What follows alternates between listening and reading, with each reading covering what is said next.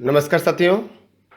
Law order and civil rights YouTube channel में आपका स्वागत है, अभिनंदन है। आज के बहुत ही महत्वपूर्ण न्यूज़ है जो यूजीसी नेट जेआरएफ कर चुके हैं या जो पीएचडी करने के इच्छुक हैं उनके लिए ये मोस्ट इम्पॉर्टेंट न्यूज़ है, यानी कि लेटेस्ट न्यूज़ हम आपको बता रहे हैं। कल हमने एक वीडियो अपलोड किया हुआ है कि कानपुर में छत्रपति साहूजी महाराज विश्वविद्यालय में पीएचडी प्रवेश परीक्षा के लिए ऑनलाइन आवेदन की प्रक्रिया प्रारंभ हो चुकी है। उसका वीडियो आप देख सकते हैं कि आपको कैसे करना है। यहाँ पर उसी विश्वविद्यालय से संबंधित एक न्यूज़ हम बता रहे हैं कि टॉपर्स को विश्वविद्यालय देगा अनुदान, यानी कि विश्वविद्यालय प्रशासन ने जो कल वेबसाइट लॉन्च किया और 26 फरवरी को परीक्षा होने की घोषणा किया, उसके बाद 4 मार्च को आएगा परिणाम। ये सारी घटनाएं जो है कल विश्वविद्यालय के द्वारा वेबसाइट के माध्यम से सारे इंडिया के अलावा विदेशी जो स्टूडेंट्स हैं उनके लिए बहुत ही महत्वपूर्ण खुशखबरी दिया है।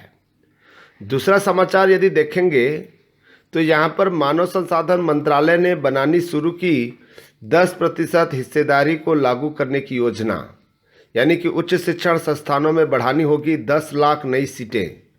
यहाँ पर देश में जो उच्च शिक्षा की स्थिति है वो 903 विश्वविद्यालय स्थित है और 39,000 से अधिक सामान्य उच्च शिक्षा कॉलेज है। 10,000 से ज़्यादा तकनीकी और विशेषज्ञ शिक्षण संस्थान भी है और साथ ही साथ 3.6 करोड़ कुल विद्यार्थी अभी उच्च शिक्षा में अभी अध्ययनरत हैं। ये दोनों समाचार को हम प्रमुखता से देखेंगे। सबसे पहले आते हैं छत्रपति साहूजी महाराज विश्वविद्यालय की जो पीएचडी प्रवेश परीक्षा है उसके लिए वेबसाइट लॉन्च कर दी गई है और विश्वविद्यालय के सेंटर फॉर एकेडमिक ने आयोजित प्रेस वार्ता में कुलपति प्रोफेसर नीलिमा गुप्ता ने बताया कि प्रवेश परीक्षा में दुनिया भर के छात्रों को मौका दिया जाएगा। प्रवेश परीक्षा 26 फरवरी को होगी। इसके लिए 11 फरवरी तक आवेदन करने का मौका है।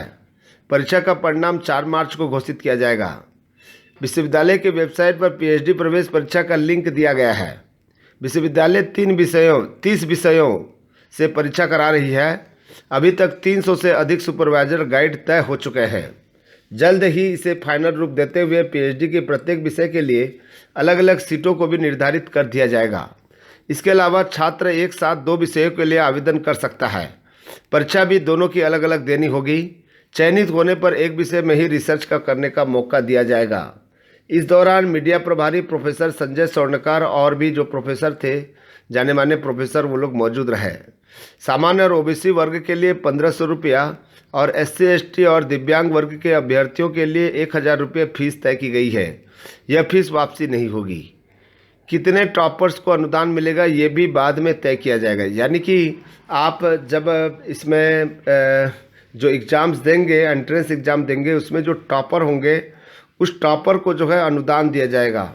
6 साल में पूरी करनी होगी पीएचडी। विश्वविद्यालय ने पीएचडी करने वाले अभ्यर्थियों को 6 साल के अंदर पीएचडी पूरी करनी होगी। अभ्यर्थियों के लिए कम से कम 3 साल और अधिकतम 6 साल का समय निर्धारित है। यहाँ पर देखिए किस किस सब्जेक्ट में है। एग्रीकल्चर में भी है, आर्ट में डिफेंस, ड्राइंग एंड पेंटिंग, अर्थशास्त्र, एजुकेशन, अंग्रेजी साहित्य, भूगोल, हिंदी साहित्य, इतिहास, गृह विज्ञान, संगीत, दर्शन शास्त्र, राजनीति विज्ञान, मनोविज्ञान, संस्कृत, समाजशास्त्र, उर्दू। एजुकेशन BEd MAd दोनों के लिए है। यहाँ पर बिजनेस मैनेजमेंट भी है, कॉमर्स भी है, लाइफ साइंस भी है, एडल्ट एजुकेशन है, वनस्पति विज्ञान, रसायन विज्ञान, गणित, भौतिकी विज्ञान, जंतु विज्ञान, मेडिकल बायोकेमिस्ट्री, ये ऑब्स्टेट्रिक एंड गायनोकोलॉजी के लिए भी है। ये आपको पूरा जानकारी हमने जो है बता दिया है। यदि आपको कोई दिक्कत हो तो किसी तरह के तकनीकी दिक्कतों पर छात्र हेल्पलाइन नंबर दिया हुआ है और एकेडमिक समस्याओं के निस्तारण के लिए भी संपर्क नंबर दिया हुआ है। इस संपर्क नंबर से आप प्राप्त कर सकते हैं। यहाँ पर देखिए, बढ़ाई जाना चाहिए फेलोशिप कुलपति। एक दूसरा समाचार है, फेलोशिप बढ़ोतरी की मांग को लेकर आंदोलन कर रहे देश भर के शोधार्थियों को छत्रपति साहूजी महाराज विश्वविद्यालय की कुलपति प्रोफेसर नीलिमा गुप्ता का साथ मिल गया है। कुलपति ने कहा कि शोध के लिए दी जाने वाली फेलोशिप बढ़ाई जानी चाहिए। सरकार भी इसके पक्ष में है। जल्द ही सकारात्मक निर्णय हो जाएगा। इस तरह का समाचार है। और दूसरी समाचार को थोड़ा सा देखते हैं कि चूँकि कल 10% सवर्ण वर्गों को जो आर्थिक रूप से जो विपन्न हैं, तो उन्हें सामान्य वर्ग के आर्थिक रूप से कमजोर युवाओं के लिए 10% आरक्षण लागू करने का संविधान संशोधन पर राज्यसभा का फैसला बाकी है। लोकसभा ने पारित कर दिया है, लेकिन केंद्रीय मानव संसाधन मंत्रालय ने इसे उच्च शैक्षणिक संस्थानों में लागू कराने की कवायद भी शुरू कर दी है। यहाँ पर जो है देश भर में करीब 10 लाख नई सीटें बढ़ानी होगी। इसमें आईआईटी और आईआईएम भी शामिल है। भाजपा का अहम वोट बैंक माने जाने वाली अगड़ी जातियां इस मुद्दे पर पार्टी से छिटकने का इशारा कर रही थी। इसके लिए आवश्यक संविधान संशोधन मंत्रालय ने पहले ही यह आंकड़ा जुटाना शुरू कर दिया था। इस शैक्षणिक संस्थानों में कितनी सीटों को बढ़ाने की जरूरत पड़ने वाली है, एक सूत्र ने कहा यहाँ पर जो है कि आरक्षण को लागू करने का तरीका अभी तय नहीं किया गया है, लेकिन विश्वविद्यालय अनुदान आयोग से मान्यता प्राप्त सरकारी व निजी सभी प्रकार के विश्वविद्यालयों और शैक्षणिक संस्थानों को इसे लागू करना अनिवार्य होगा। यहाँ पर नौकरियों की कमी के बीच हो रही है नए आरक्षण की बात। भले ही केंद्र सरकार ने सामान्य श्रेणी के गरीब युवाओं को नौकरी देने के नाम पर 10% आर्थिक आरक्षण की कवायद शुरू की हो, लेकिन सवाल ये उठ रहे हैं कि इन युवाओं के लिए नई नौकरियां कहां से आएगी।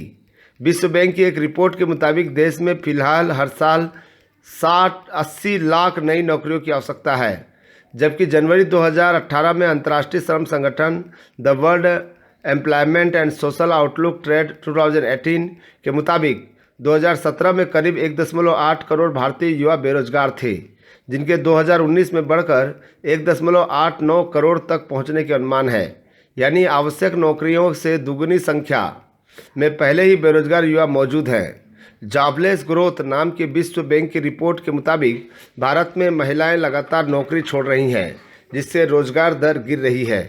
साल 2000 से 2015 के बीच पुरुष रोजगार दर में न्यूनतम गिरावट रही है, लेकिन महिला रोजगार दर करीब 5% तक घट गई।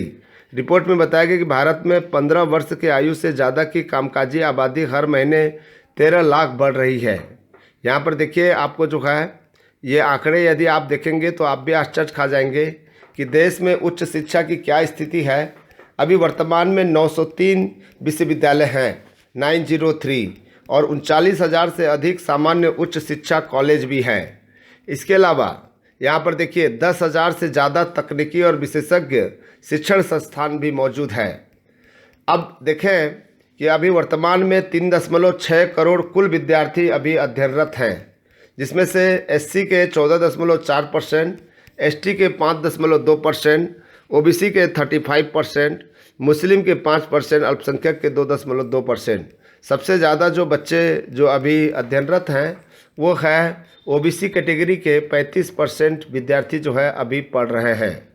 साथियों, हमने जो कोशिश किया हुआ है कि ये जो 2-3 समाचार हमने बताया है, एक तो पहली बात ये है कि आप कानपुर विश्वविद्यालय, जिनको हम छत्रपति साहूजी महाराज विश्वविद्यालय के नाम से जानते हैं, यहाँ पर पीएचडी के लिए आप अप्लाई कर सकते हैं। इसके लिए ऑनलाइन पोर्टल प्रारंभ हो चुका है, और एक बार आप इसमें अप्लाई करने के पहले आप जो है पूरे इंस्ट्रक्शन पढ़ लीजिए, क्या क्या चीज़ें चाहिए और क्या चीज़ें नहीं चाहिए।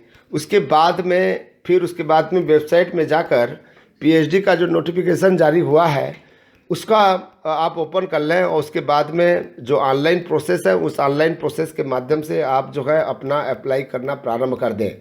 यदि इस विषय से आप संबंधित हैं और 55% पीजी में आपके पास मार्क्स है तो आप इसके लिए एलिजिबल हैं, और जो नेट जेआरएफ गेट किया हुआ है उन्हें एंट्रेंस एग्ज़ाम देने की आवश्यकता नहीं है। सीधा वो इंटरव्यू में आएगा और उनका जो है फिर उसका चयन हो जाएगा। इसमें स्पष्ट रूप से बताया गया है। एक बार आपको बता दें, आवेदन करने की जो अंतिम तिथि है 11 फरवरी है, और आवेदन की हार्ड कॉपी प्राप्त करने की अंतिम तिथि है 16 जनवरी। ठीक है, 16 फरवरी होगा, वो 16 फरवरी होगा, यह 16 जनवरी लिख दिया है, 16 फरवरी है।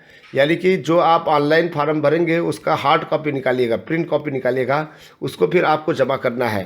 एडमिट कार्ड जारी होने की तिथि है वो है 26, ये सब जो है फरवरी है ये, और परिणाम 4 मार्च को होगा। और इस तरह से आप जो है एक बेहतर जो यूनिवर्सिटी है वहाँ पर एडमिशन लेकर जो है अपना खुद के स्वयं के भविष्य का निर्माण कर सकते हैं। साथ ही साथ आप अपने राष्ट्र की प्रगति में भी आपका भूमिका बहुत महत्वपूर्ण होगा, ऐसी मैं आशा और अपेक्षा करता हूँ। Thank you.